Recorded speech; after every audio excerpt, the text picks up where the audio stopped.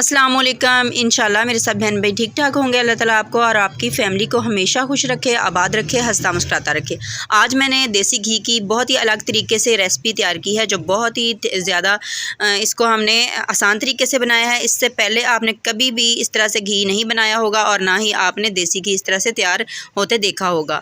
इसके लिए हमने ना ही बिजली का इस्तेमाल करना है, ना ही हमने इसको खट्टा लगाना है बलाई को, और ना ही हमने इसके लिए अपने हाथों को थकाना है। तो चलें जी रेसिपी को देखते हैं। और इससे पहले कोई भी मेरा बहन भाई चैनल पर पहली बार आए तो लाजमी चैनल को सब्सक्राइब करें, वीडियो को लाइक करना बिल्कुल ना भूलें। तो चलिए जी रेसिपी का आगाज़ करते हैं। बिस्मिल्लाहिर्रहमानिर्रहीम। यहाँ पर देखें, ये मैंने बलाई ली है और ये तकरीबन 15-20 दिन की बलाई है, और ये ना 1 किलो बलाई होगी। तो अब हमने इसको चूल्हे पे मैंने रख दिया था और निकाल कर डब्बे में से, और यहाँ पर देखें हमने सिर्फ इसको गर्म किया है।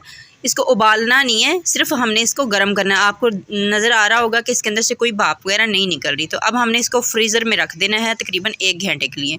तो 1 घंटे के बाद देखिए माशाल्लाह ये जो घी था ये ऊपर से जम चुका है, और ये अच्छे तरीके से जम गया। और जो लस्सी वगैरह थी ना, वो जो इसके अंदर से जो वेस्ट होता है वो नीचे बैठ गया है। और जो घी होगा ना, इस तरीके से हमने उसको ऊपर से निकाल लेना है और इस तरह से एक बर्तन में रख लेना है।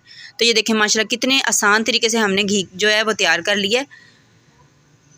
तो ये देख रहे हैं आपके लस्सी जो वो नीचे बैठ गई है, जो वेस्ट इसका वो नीचे बैठ गया, और हमने घी को इस तरह से हमने निकाल लेना है। तो सारा घी इसी तरह से निकाल लेंगे और फिर मैं आपको दिखाती हूँ। तो यहाँ पर देखिए माशाल्लाह घी बहुत ही आसान तरीके से हमने इसको निकाल लिया है। और इसी पतीली को हमने फिर से रख देना है चूल्हे पे, और चूल्हे को मैंने हल्का सा जला दिया था। और अब हम जो घी है इसके अंदर डाल देते हैं और इसको गर्म कर लेंगे। और इसको गर्म करने में जिस तरह से हम पहले जो घी निकालते हैं ना, उसके अंदर लस्सी काफ़ी ज़्यादा होती है, और उसको हम गर्म करते हैं तो तकरीबन घंटा तो लग जाता है। इसके अंदर देखिए लस्सी आपको नज़र भी नहीं आ रही होगी, हल्का सा जो इसके अंदर नमी सी है ना, उसको सुखाने के लिए मैंने घी को गर्म किया, क्योंकि हमने जब डब्बे में इसको डालकर रखना है तो इसके अंदर ना फंगस ना आ जाए, तो इसलिए हमने इसको गर्म करना है।